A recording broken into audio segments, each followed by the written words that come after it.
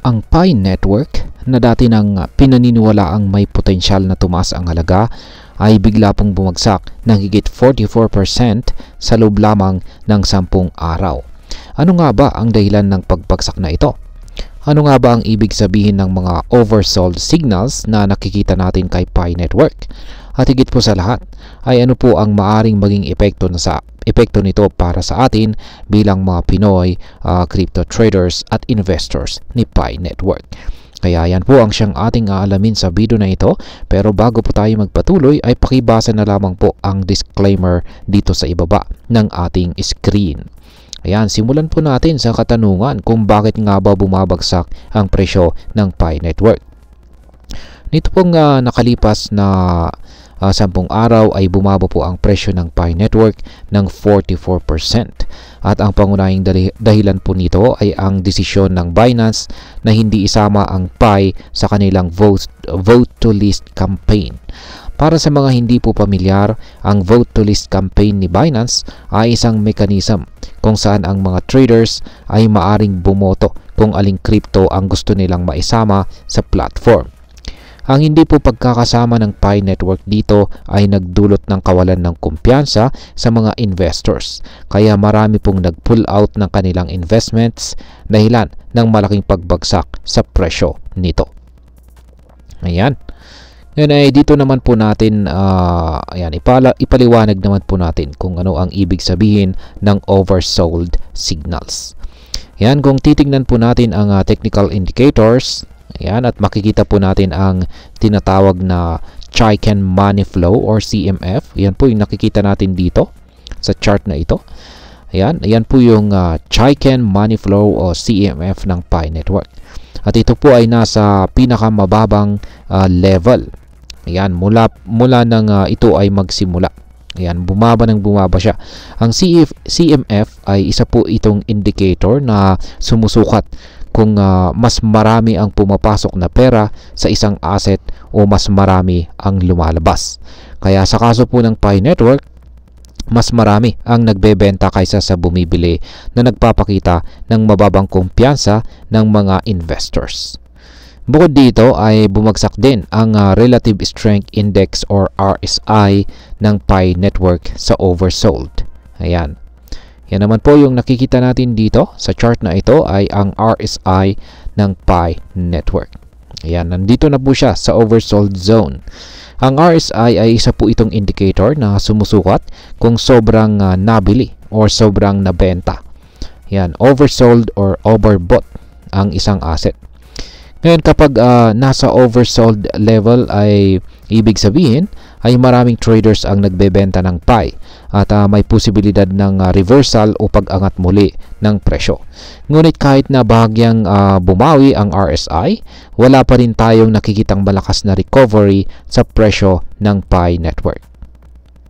Ayan. Ngayon ay ano po ang mga susunod na posibleng mangyari sa presyo ng Pi Network? Sa kasalukuyan, ang presyo po ng Pi Network ay naglalaro po sa mga $1 at sinusubukan po nitong manatili sa presyong ito. Ngunit dahil sa patuloy na outflows at negatibong market sentiment, may posibilidad po na baka bumaba pa ito sa 0.92 na support level. Kung hindi po nito mapigilan ang pagbagsak, maaari pa itong bumaba ng hanggang 0.76. Ibig sabihin ang mga investors na umaasang babalik agad sa mas mataas na presyo ay kailangang maghintay at maging maingat. Gayunpaman, kung ang Pi Network ay muling makakabalik sa presyong $1.19, may posibilidad po itong lumakas muli at umabot sa $1.43. Para mangyari po ito ay kailangang bumalik ang tiwala ng mga investors at magkaroon ng mas magandang market sentiment para sa Pi Network. Yan. Bilang panghuli ay ano naman ang aking masasabi tungkol dito? Bilang isang crypto trader at investor dito sa Pilipinas, mahalaga pong maunawaan natin ang ganitong klase ng market movement. Ang pagbagsak po ng presyo ng Pi Network ay nagpapakita na walang kasiguraduhan ang anumang cryptocurrency. Para sa mga nag-invest sa Pi Network, maaring nararamdaman po ninyo ang takot o kaba sa patuloy na pagbaba ng presyo. Kung long-term investor ka, dapat mong suriin kung naniniwala ka pa rin sa project ng Pi Network at kung kaya mong hintayin ang posibleng recovery nito. Para naman sa mga short-term traders, maaaring gumamit po ng technical analysis upang makahanap ng tamang entry at saka exit points.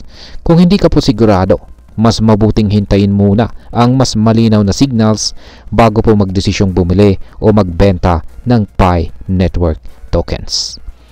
Sa kabuuan, dito po sa mundo ng crypto, ang volatility o mabilis na pagbabago ng presyo ay normal lamang. Ang nangyari po sa Pi Network ay isang halimbawa kung paano ang isang decision ng malaking exchange tulad po ni Binance ay maaaring makaapekto sa presyo ng isang cryptocurrency. Kung ikaw po ay isang investor, napakahalaga na huwag mag-invest ng pera na hindi mo kayang mawala. Gamitin ang tamang risk management strategies at huwag pong basta-basta susunod sa hype nang hindi ginagawa ang iyong sariling research. Sa ngayon, mahalaga pong bantayan kung ang Pi Network ay makakabalik sa mas mataas na presyo. Kung magpapatuloy po ang negatibong sentiment, maaaring mas bumaba pa ito. Ngunit kung magkakaroon ng bagong developments na makakatulong sa paglago ng Pi Network, may tsansa. Meron pong tsansa itong makabawi. At ayan, hanggang dito na lamang po tayo sa video na ito mga ka-crypto. Marami pong salamat sa panonood. Ingat po tayo lagi at God bless po sa ating lahat.